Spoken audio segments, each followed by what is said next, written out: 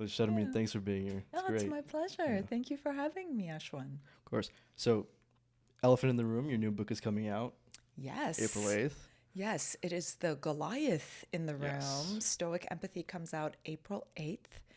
And I am so excited and nervous and terrified, and it's wonderful and terrible and all the things. All the So, things that come with a new all the venture. things. I know. Yes. I love that I'm here to talk about emotional regulation. And the first thing I said Yes. is, I have all the feelings all the time. No regulation I'm not whatsoever. sure if I'm Everything the is right flooding in. guest for you. It's all just inputs, inputs. I took a look at the book, and I think like a conundrum for me and like most people is we think of Stoicism interpreted as not reveling in your emotion. And then you've addressed this idea of Stoic empathy, Yes, which is like an oxymoron of sorts. yes. Could you please get into that? I'm curious to know more. Yeah, sure, you got it. So, okay, so people think of Stoicism or the Stoics as people who didn't feel. Oh, how stoic of him! He didn't blush when the gunshot went through his torso or whatever it might be. But Stoicism is actually a way of living that involves a massive amount of emotional regulation so that we can experience our emotions with greater authenticity, which is a form of justice. So the idea is you feel what you want to feel at the right time, for the right people, in the right place, and you express it in the right way. Of course, not entirely, but to your greatest ability. It's actually the basis of modern cognitive behavioral therapy. It's the basis of mindfulness Buddhism, which we don't think of at all as being similar to Stoicism No. because we associate that with compassion. But it's also very, very much related to being in control of your thoughts, your feelings, and your judgments. The samurai warriors had a very similar philosophy as well. You mentioned authenticity. Yes. Stoicism, like, does it bring, does emotions already have a sense of falsehood to them? Like you sometimes you feel emotion you don't think it's real. Is that what you're talking about, or is there a different interpretation? It's more like I want to be something and I can be the thing I want to be. So the best example I like to give, which actually really reveals the marriage of stoicism and empathy, is let's say you're a parent or you're a corporate leader and you're in the middle of parenting your children or you're in the middle of leading your team through a massive corporate hurdle and you receive traumatic news. Now, in the personal example, it could be a death. This is something that happened to me recently. In the corporate example, it can be loss of a significant client. It could be global virus, right? It could be any number of things, supply chain disruptions. People might have to lose their jobs. Again, in the personal example, it could be something really, really, really horrible. Your empathic understanding of the people around you who happen to be more vulnerable than you and who rely on your guidance and your leadership is exactly what helps you focus your emotions at that time. That doesn't mean you're not honest with your kids or with your team, right? But it does mean that you can't scream and cry and completely lose control in that scenario because you're responsible for that team. You're responsible for the children too. And in fact, if you scream and cry, you might traumatize the children.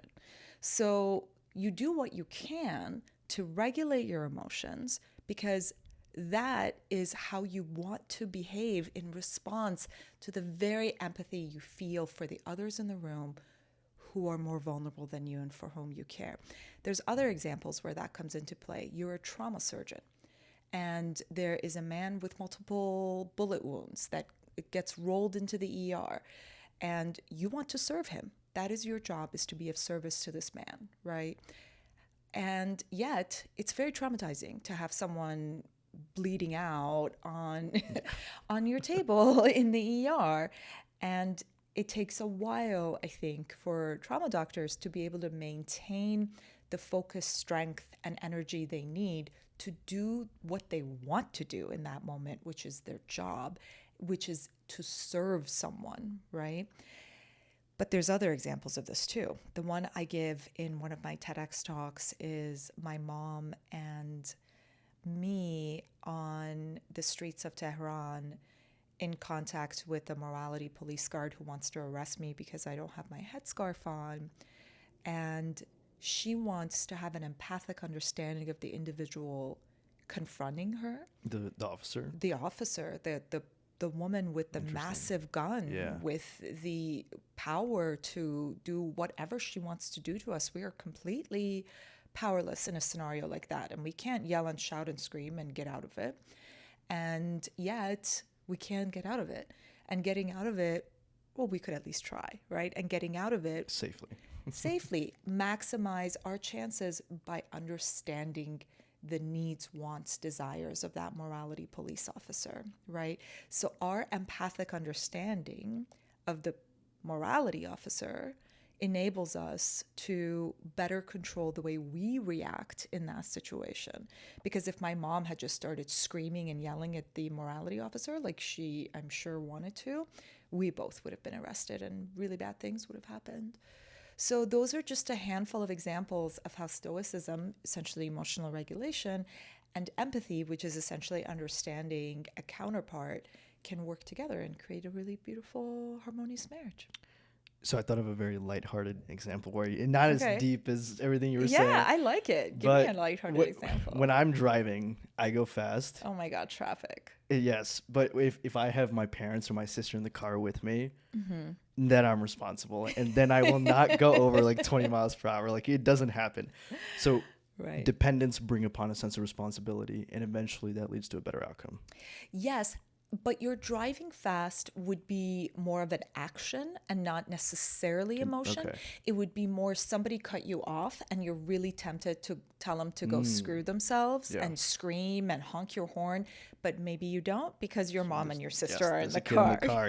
No. Even though that would have been your instinctual response if you were alone, right? You would have said things that your mom should not hear her son saying in the car while driving. Can't even think about it. That was Can you imagine? No. Right?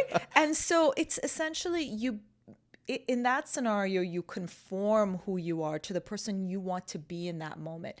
It assumes a theory of being that takes for granted a type of self-control and willpower over who we are, which exists, right? The space between stimuli and response is your willpower, you can call it your soul, your mind, your ability to control yourself, right?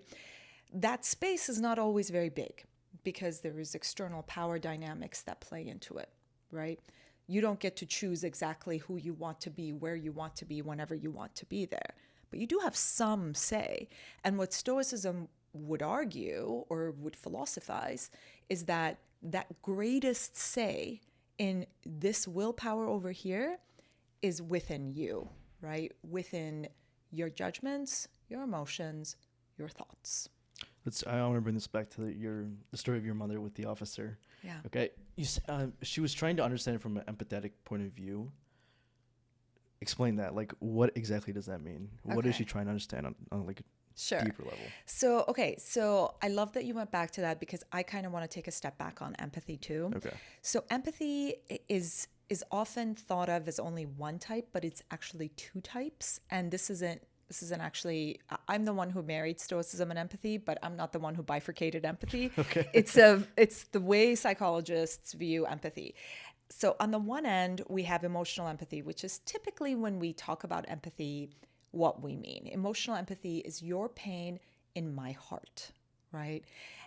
Almost everybody has experienced this to some extent. Even if you are someone who doesn't react to others on a daily basis, maybe you have seen a movie or had a favorite TV show where your favorite character is in a car and they're in a happy place and great music is playing, but then a text message comes through and they look down and you're immediately like, oh, don't do that. You're going to get T-boned because I've seen movies before. And suddenly they're swerving out of control and glass is shattering everywhere. Your response is to physically recoil. Nothing is happening to you or really anybody you know. It's a fictional character on a screen in front of you. Right. And you don't feel glass cutting your skin, but you feel pain in response to their pain.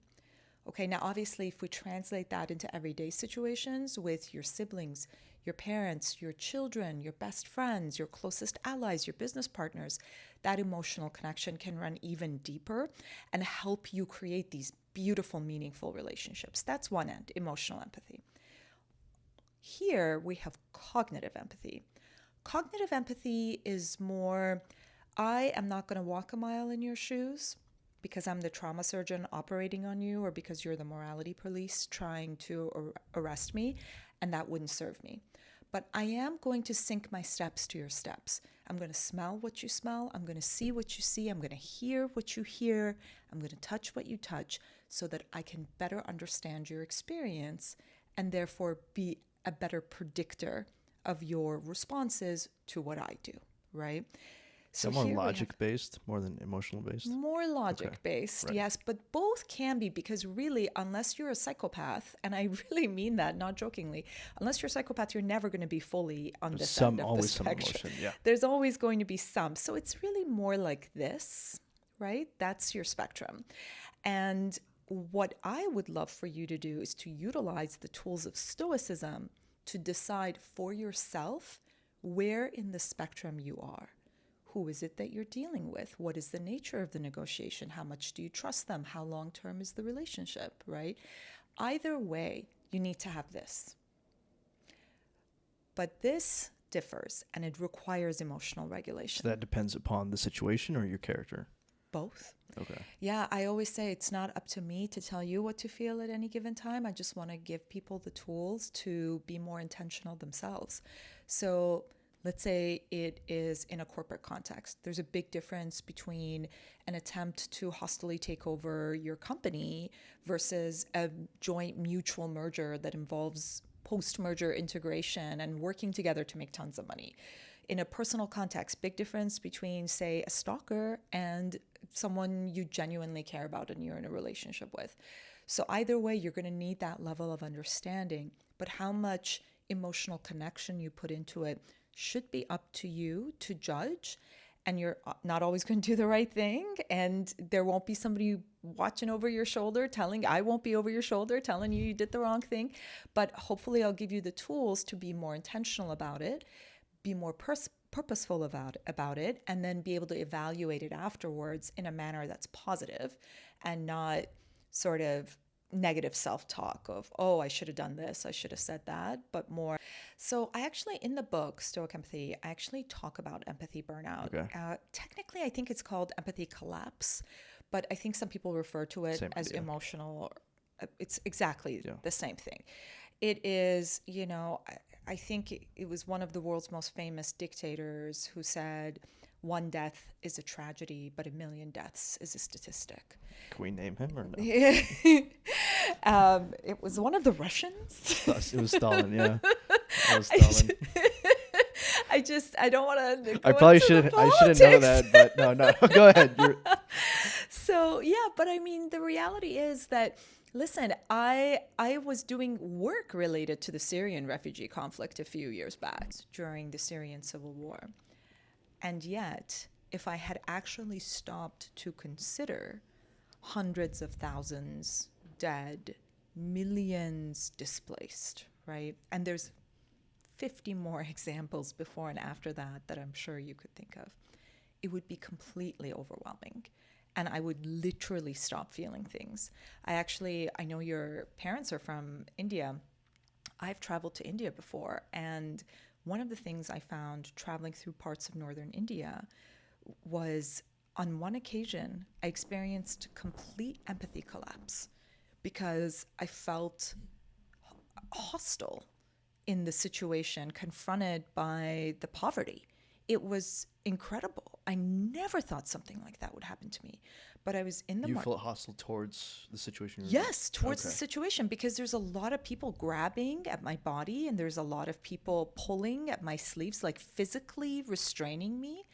But there's nothing there. I live in Chicago. I mean, it's there's nothing to really be afraid of. It's not as though anyone's got a gun. It's India. Can't afford a gun. There's no real safety risk. But in that moment, So Chicago prepped you for everything. Chicago, as a general matter, prepped me for, for my stoic empathy Yes. throughout my life, especially my time on the South Side. So listen, I love you, man. I love you, South Side. I love you, West Side. Chicago's my kind of town. But listen, I'm in this marketplace. There's all these people. A lot of them are children, and it's too much. I emotionally cannot handle the situation. And so I change the way I feel about it. And I experienced this kind of a collapse. It really was, for me, it was horrifying to think that something like that could happen to someone like me, where I could suddenly feel hostility towards these impoverished people just trying to get $1 or $2. Worst comes to worst, they would have picked my pocket, but they wouldn't have really harmed me. Of course, it was kind of hard to feel that way in the moment, given the circumstances. It was an aggressive set of circumstances. There was actually a car at one point that had to pull me out of the way. Literally, my arm was attached to the arm of someone in the back seat of the car as they pulled me in. It was a little aggressive. It's like, hold on, yeah, come it was. on. Let's say I made a classic tourist mistake in the middle of the marketplace with my cash that I should not have done, and it was ridiculous. Nevertheless, okay. You thought you were in Gold Coast for a second. I made a mistake. I forgot the hood I was in. Yeah. But here's the thing, though. I still shouldn't have experienced that collapse. I'm a human being. I still should have maintained my compassion during that time. And yet I didn't. And it's haunted me. This was actually 25 years ago. So it's haunted me for a quarter of a century because it's such the antithesis of who I am in terms of the care that I bring into the way I interface and interact with the world. But it also taught me a valuable lesson that no matter who you are, no matter how much you actually care about a situation, you can have total and complete empathy collapse. Again, the idea of the surgeon in the ER, or my sister works at a refugee camp. She's with the UN, and the people she encounters right now, she's working with the Rohingya Muslims in Bangladesh. There's over 1 million, I think 1.5 million refugees living in dire straits. And if she were to not experience empathy collapse on a daily basis or a loss of that feeling, I don't know how she would serve them. And yet she cannot permit herself to experience total and utter collapse, because if she does, she would actually stop caring. So this switch over to the cognitive empathy end of the spectrum is a means of avoiding the empathy collapse. So we don't So we don't stop caring. We just stop attaching ourselves emotionally to the situation because the circumstances call for it. Either our service or our safety or any number of other things call for it. But that doesn't necessarily mean we stop caring. We leave ourselves open to care about the outcome of the situation or the people who are involved in the situation, if that's appropriate. But we don't emotionally bring ourselves into the situation because it wouldn't serve us or other people in that instance to do so. I feel like I'm going to use your market example. Sure. Like your hostility was the defense mechanism because it was it might have been the reason you got out of there so quick. And I'm trying to translate that to a different other situations. I should have gotten out of there quickly without having hostility. That's what I should have done. I should have gotten there quickly. I should have recognized a potential safety concern and gotten out of there without actually being angry towards people who are... Like, would you have given the same concern to the situation if you weren't so hostile? Like, would it seem so dire to you in that case? What do you mean? Or no? Like, let's say you're in the market and all this is going down and it's happening. You don't feel hostile, so you don't feel that need to get out of there so quick. Sure. I mean, let's say you are a trained Navy SEAL. Think about the way you can, without emotion, make quick decisions in times of high stress. Or even, the example of, have you ever done any kickboxing or Yeah. MMA Yeah. stuff? So I've done some self-defense training, some hand-to-hand combat stuff, and some kickboxing. And what I learned during the process is getting punched in the face is incredibly discombobulating. Okay. I mean, it's like, what, who am I? Where am I? Yeah. And you can't keep your wits about you. But these boxers, they get punched in the face and punched in the face and punched in the face. And yet, the good ones, right? They are able, now I'm not saying they never experience an emotion when they're in the ring, but really the ring isn't the place for an emotion. The ring is the place for strategy, for you to be able to evaluate how you're going to move, how you're going to turn, how the other person's going to move, how tired you are, how tired they are. Keep your wits about you, right? In fact, the two of them, too much emotion can distract you from what needs to be done in that moment, right? It can motivate you, but it can also distract you. So that's why it's up to you to feel the right level of emotion at the right time. Saber-toothed tiger running at caveman. Caveman freezes. Very typical response, right? Fight, flight, or freeze. Might be better if he ran. So being able to be in control of that emotive response can literally save your life. And I think in any given situation, it can serve you to keep calm, but assess the situation in a manner that is important. How much care you bring into it, up to you. The way I feel about the situation in the marketplace is I could have gotten out of that situation without, because what's haunted me wasn't me getting out of the situation. What's haunted me wasn't even a feeling of fear. It was a feeling of blame. Almost blame is too strong a word, but I was angry. Blame on who? On the people who were pulling at my sleeves and trying to grab up my pockets. But I feel and like they probably had some responsibility. Like, They probably deserve some blame. Yes, Yeah. that's true. They probably deserve some blame. And yet, if that was me, some of these were disabled individuals, some of them were little children. And if it was me, would I have behaved differently? Would it be reasonable for me to expect a different reaction? Or would it be more reasonable for me to just say, this is what results in situations like this? They too have willpower, right? But their willpower is far more diminished than mine, because the external power dynamics that play on the forces of their will are very different, very different from mine, but for the accident of my birth, right? And so, which is not something I chose. I didn't choose, or I didn't earn, in other words, where to be born or what country to be a citizen of. That was luck. In fact, I wasn't even born in a country that I would have wanted to remain a citizen of. Were you born in Tehran? I was born in Iran. I was there till I was 11. And my parents immigrated in 88, which was almost 10 years into the revolution and the Iran-Iraq war. So, yeah. I'm trying to find a long-term effect of cognitive empathy. Like, is it eventually you get to the point where you just always like that? Or are there times where, emotions rise high and they just come in through the gate? That's a very interesting question. I would think that if you are a true Stoic, there are times when emotions run high because you have permitted them to.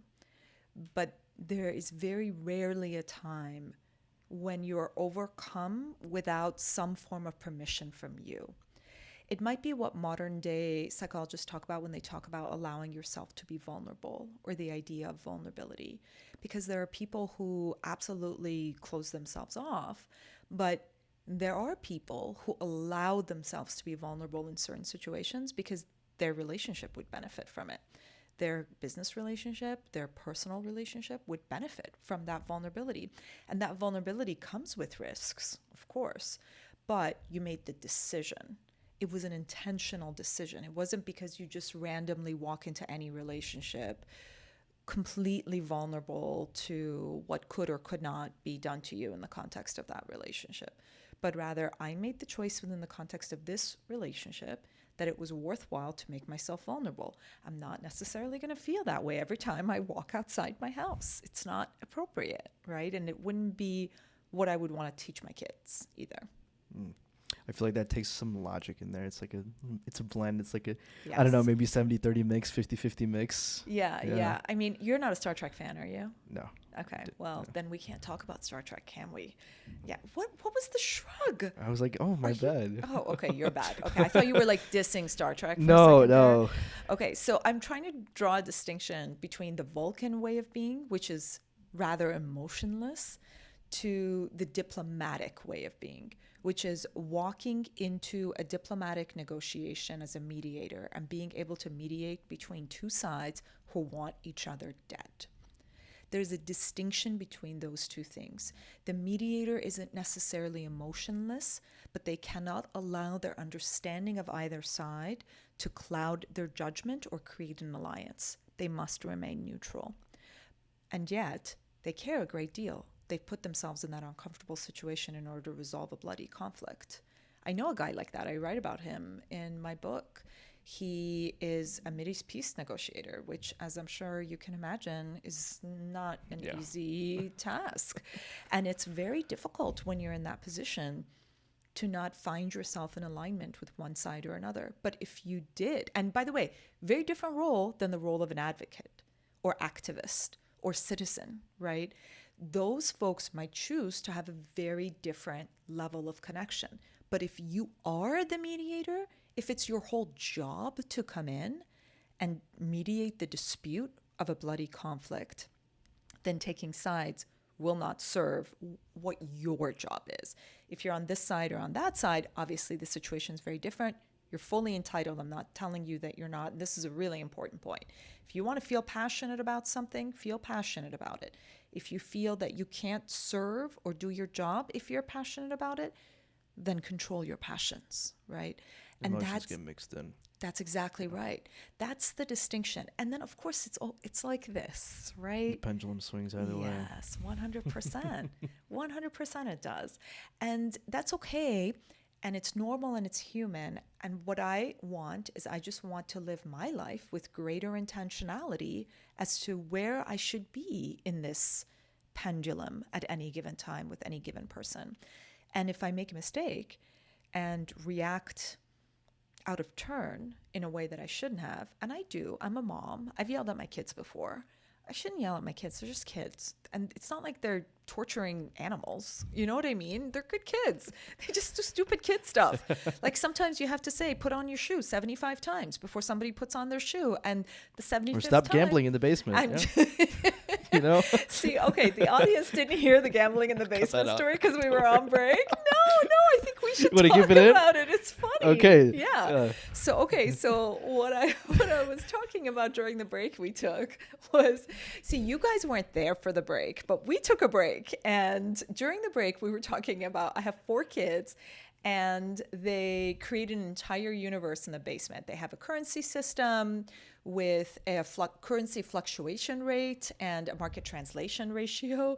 The kids are ages 9 to 13. They have a legal system. They have a city council. They have a parliament. They have a bank. They have an army. And recently, They have an army too. they also have an army. Wow. Yeah, it's a Okay. big deal having an army if you're a kid. They're prepared. Yes, for sure, for invasions. It's super fun. Like the neighbors' kids, like got an army. Actually, like, that's exactly right. When okay. they have friends over, I there figured. is often I knew it. wars that take place that are staged in my basement. And what we were talking about during the break was that the kids recently closed down the school to make room for a casino, which is a complete devolution of the society they've created and apropos, I suppose, of the world we live in. We actually transitioned into this. And I want to ask you about it, your parenting style. Sure. Or incorporating. I'm sure you incorporate stoicism. You mentioned it. Talked about it. Yes. Stoic empathy. Yes. Talk me through it. How can people apply it? Okay. There's a few ways that we can think about applying it to our kids. My example with the trauma earlier, if you're tuning into the podcast now, just to sort of back up the example I gave earlier, was you're in the middle of parenting your children. You get a phone call. It's traumatic news. You want to scream and punch the wall, but you don't, because if you did, it would traumatize your kids, right? And it doesn't mean that you're not authentic about the situation. Doesn't mean you don't tell your kids, just means you choose how to communicate it in a way that protects them as much as possible and exposes them as much as is necessary, right? But another really great example is as follows. Your kid is 7 years old, learning to ride a bike. And they're on the bike and they're riding and they fall off the bike and they skin their knee. And it's a pretty bad cut. Yes, it's a pretty bad cut. And they're crying and they're upset. You don't start screaming at them, I can't believe you're upset that you fell off your bike. Everybody falls off their bike. Everybody does fall off their bike. But in that moment, you embrace your child, right? You might clean the wound, put a Band-Aid on it, maybe even kiss it better. You do eventually put them on the bike. You don't say, hey, it's okay, you don't have to ride your bike anymore, right? It's not something you do. And yet, a lot of parents take that in the emotional realm. We want to protect our children so much that as they get older and are experiencing not physical hurt, but emotional pain, we tend to not give them the tools of resilience that they need in order to survive fall after fall after fall after fall. So I genuinely feel that it is my role as a parent, and then I also have to exemplify this, but it is my role as a parent to have constant empathic connection with my children, and I'm sort of very much near this end of the spectrum, right? While still ensuring that I am calm, I am controlled, and that I'm teaching them that they can be too, so that they can, despite the pain, get back up. Again, we come by this more naturally with physical pain than we do with emotional pain when it comes to kids. Certainly, if our kids are athletes, we tend to be dedicated to getting them out there and getting them practicing, and Soccer mom, yep, whatever it might be. Or, some people are like, I don't care if you're winded, you got to finish your run, or I don't care, you got to do your push-ups, or whatever it might be. We just need to have sort of the same approach with respect to their emotional resilience. And then we need to have the same approach toward our relationship with the kids. I will say with my kids, obviously, as I mentioned, I'm much closer to this end of the spectrum. But there's been a couple times, speaking of falls and blood, I might have mentioned, it might have come up that I have 4 kids. Yeah. Okay, so here's the thing. I have 4 kids and they suck the life out of me. And at one time or another, somebody's always in some kind of trouble. Either they have the sniffles or their head is bleeding, okay? And if you've got a no head in between, wound, just there way are too extremes. There are a million head wound in betweens. That's also the depressing part. So if someone's head is bleeding, head wounds, I don't know if you know a lot about head wounds, you probably do. They bleed a lot. Okay. Okay, there's a lot of blood. Okay. So it's just like a lot of veins on this part of the body. So there's a lot of blood. You cannot be hysterical if your child comes up to you with a super bloody face and is gushing blood. What were you doing? I mean, you could be, but what they need more than anything is for you to grab a rag and press on the wound while calming them down and asking them the appropriate questions, right? That doesn't mean you're not concerned. Of course you're concerned, but you cannot behave in a manner, you could, but it wouldn't serve your child. It just wouldn't. In that moment, your child needs you to be calm and restrained and take control of the situation. That is what they need, and that is what your love for them can accomplish, right? How wonderful would it be if you could marry your ability to do that with a constant empathic connection with your child? It takes a sort of weird kind of a strength, I think, to care a lot and still be calm. And there is something really, really beautiful about that. And yet some of this happens during that interaction, right? Do you lose the calm if you care more? It's interesting. In that moment, I will tell you from personal experience, in that moment of heightened sensitivity, I'm always calm and I don't feel like I've lost the care. Okay. But if I allow the care to take control of my body, if I allow fear, anxiety, anger, surprise, any of these things to take control of me so that I'm no longer in control of them, if I allow the emotions to be in charge of me instead of serving me in that moment, then yes, the two could compromise one another. So the query is, how do I marry these two while keeping in control? Because I really have to. And then there are, of course, other times when I can completely release control, right? That moment where they actually cross the finish line, and whether they're first or last, they finished the race, right? That moment of pride with the tears flowing down your face, that is also a wonderful, incredible moment to share with your child. And you can completely allow yourself to be free to experience that vulnerability in that moment. And yet, if they are in trouble, now you need to decide, is this the kind of trouble where I step in because they're a child and they have a head wound and I need to apply pressure on the wound? Or is this the kind of trouble where I step out because I have to teach them that it's important for them to have the strength and resilience to deal with this themselves? These are very, very difficult decisions, and I think parents grapple with them all the time, and we make mistakes all the time. And yet we all sort of recognize the need for this transition. Building some independence. That's cool. That's cool. Yeah, exactly. So building that independence, but also having that care, but also how much care, but also how much does it control you, but also how much do you allow it to control you, right, at any given moment. And if you need to jump to action, you jump to action. Fine balance. Do I help my kids too much and they don't know what to do when they're 30? Do I not help them at all and they hate me like 5 years later? Right. And not even just 30. My 13-year-old I have two 14-year-olds. One of them, obviously, they used to be 13. One of them, all my kids are extraordinary human beings. One of them suffers from the occasional panic attack. She's also one of the most capable people I have ever met in my entire life. So she's the kind of person who's like, yeah, maybe I'll sign up for track, and then breaks records, but then has a panic attack before the race and doesn't want to race. And so there's this internal struggle of, do I make her race? Do I not make her race? How important is it for her to learn to deal with this particular race versus how important is it for her to feel comforted and supported in this moment? And I'm not saying what the answer to that question is, because it depends on the situation. It depends on the child. It depends on overall how the child is approaching their treatment to their panic attacks and what's necessary for them at that time. But certainly a certain amount of you can deal with this has to happen in this child's life because they're extraordinary. And if I just am there catching them literally every time, they'll become completely dependent on me. But I also don't want them to think that they don't have me. So, right? Exactly. But that's life, right? That's life. It is this constant up and down, this constant pendulum, this constant spectrum of empathy to cognitive.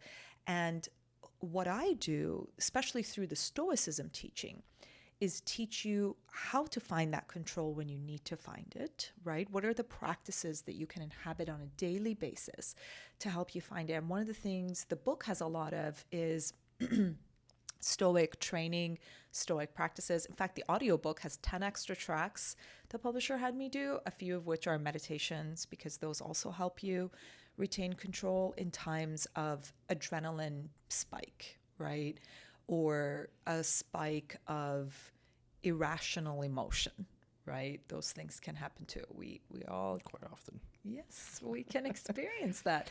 And again, it can be a beautiful part of life as long as it's not going to harm you and it's not going to harm the people you're serving. I talk about this a lot, seeing an obstacle as part of the path. Mm-hmm. You know, I love it when Chris Williamson, he's another podcaster, he was like, if you looked at your life from back to front, it would make sense.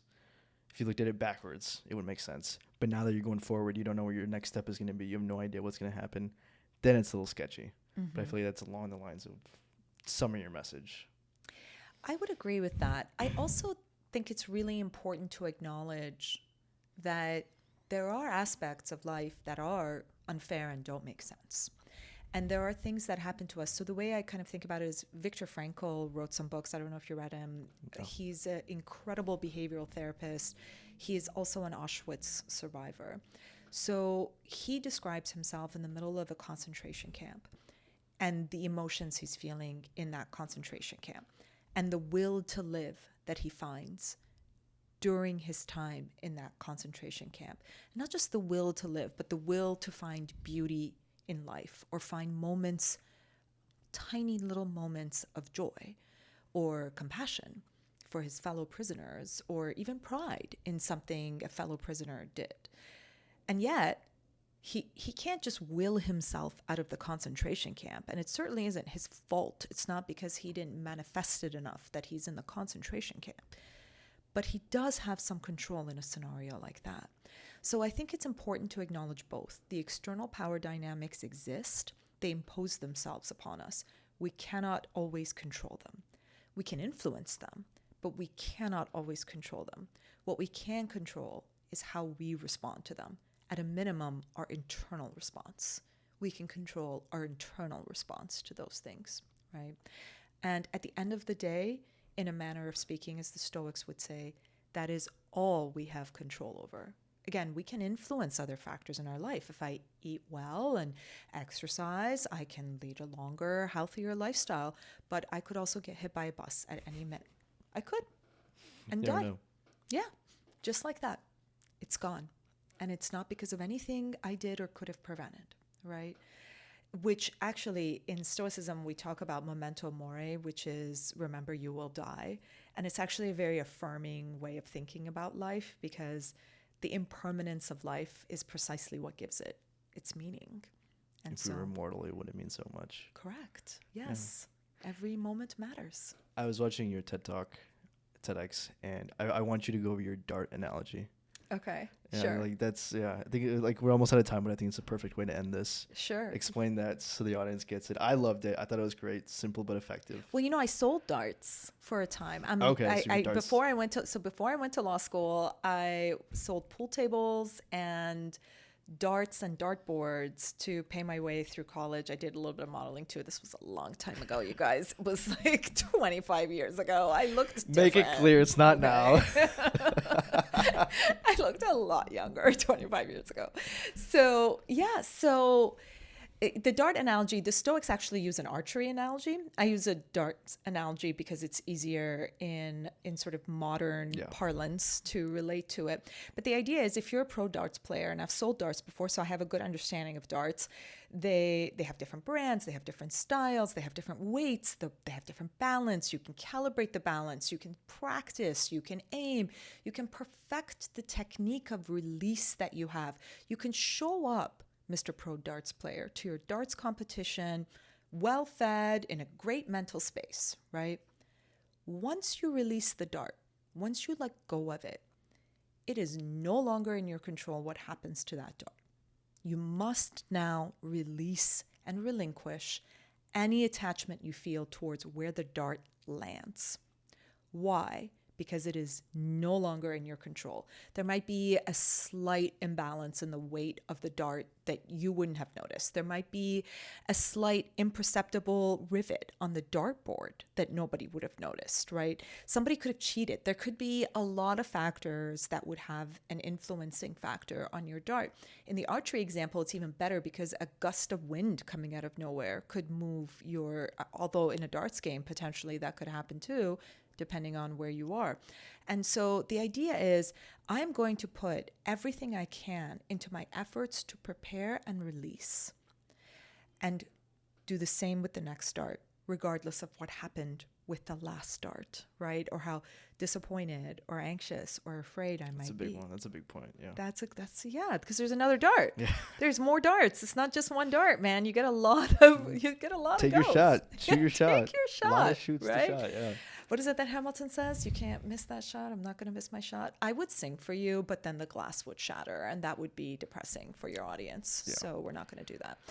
So I can't imagine my ears if the glass shatters. Oh, yes. Well, it would be depressing. I would recoil in empathy, but I wouldn't feel the glass shattering, because it would just be yours that would shatter. That's the way I would direct my singing towards Yeah, you can't check your hair in the mirror then. So the idea is that there are things in your control and there are things not in your control.